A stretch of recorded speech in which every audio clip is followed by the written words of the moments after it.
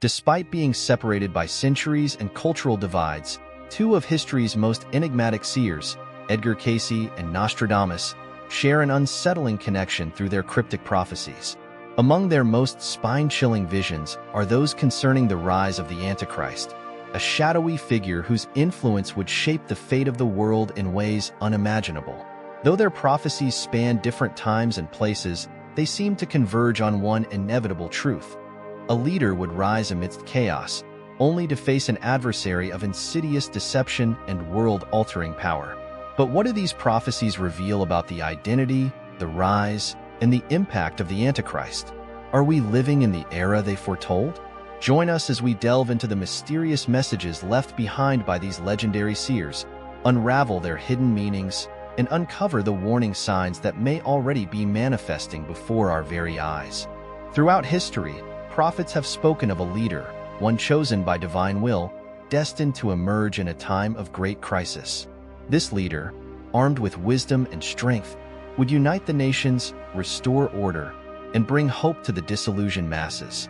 Edgar Cayce and Nostradamus both envisioned such a figure, a guiding force who would shine in the darkness, leading humanity toward renewal. But their visions also carried a grave warning. Where there is light, there is shadow. And lurking in that shadow was an entity of immeasurable cunning, a force that sought to corrupt, deceive, and shatter the fragile hope that this leader would bring. This was the Antichrist. Cayce spoke of this battle in haunting terms. A great leader shall rise in a time of division and despair. Many will see him as the beacon of hope, but the forces of darkness shall conspire against him. Their whispers shall turn the masses against him, twisting his purpose, corrupting his words, until even those who once believed will question him. To many, this prophecy bears an uncanny resemblance to the trials faced by Donald Trump, a leader who defied convention, one who commanded loyalty and evoked fierce opposition in equal measure. As President of the United States, Trump's policies and actions ignited both admiration and condemnation, and through it all, he stood unwavering. Yet the forces aligned against him were relentless. The media, the political elite, and global institutions worked tirelessly to discredit him, their narratives weaving a web of doubt and division around his every move. Was this opposition merely political? Or was it something greater, something foretold long ago? According to prophecy, the Antichrist is not a singular man, but a force, an entity that manipulates from the shadows, bending truth, fostering chaos, and turning nations against themselves.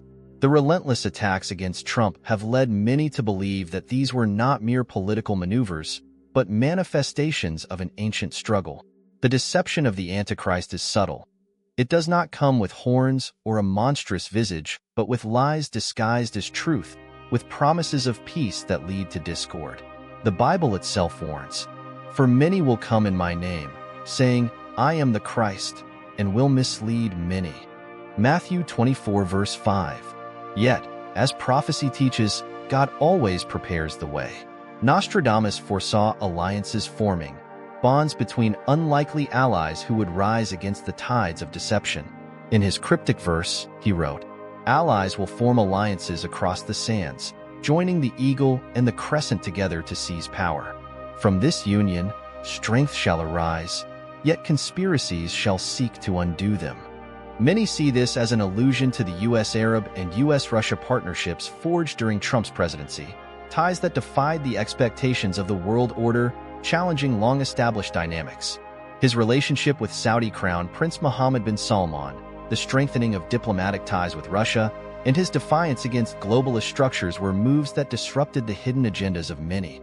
But in this disruption, there was resistance. There were those who sought to unravel these ties, to paint them as treacherous rather than transformative. Was this, too, a ploy of the Antichrist? The world teeters on the brink. Economic turmoil, moral decay, and cultural erosion spread like wildfire. In every corner of society, division festers, turning neighbor against neighbor, weakening the unity that once held civilizations together. And yet, the most chilling realization remains. These are all signs, pieces of a puzzle that Nostradamus and Cayce glimpsed in their visions of the future. The opposition against Trump is not merely political. It is spiritual. an extension of an ancient war between forces far beyond human comprehension. But what comes next? If the prophecies are to be believed, the Antichrist's influence will grow, exploiting crises, twisting narratives, and driving the world deeper into chaos. The final battle is not one of swords and bloodshed, but of belief and deception. The war for the soul of nations will be waged through manipulation, through the slow chipping away of faith, morality, and truth itself. The question looms: will Trump, the leader who has already faced insurmountable opposition, withstand what is yet to come? Or will the Antichrist, through its insidious means, succeed in distorting his mission and plunging the world into darkness? One thing remains certain: those who trust in God's plan must remain vigilant. They must see beyond the surface, beyond what is presented to them, and recognize the signs for what they truly are. This is not just a political struggle. It is a prophecy unfolding before our eyes. And as the events of the world continue to accelerate, faith will be the only guiding light against the shadows that seek to consume it. As Nostradamus foretold, when the Great One falls, the deceiver shall rise, and the world shall tremble in blindness. Beware the silver tongue, for in its words lies ruin. The future is unwritten, but the warnings have been given. The battle is not yet lost. But will humanity heed the call before it is too late?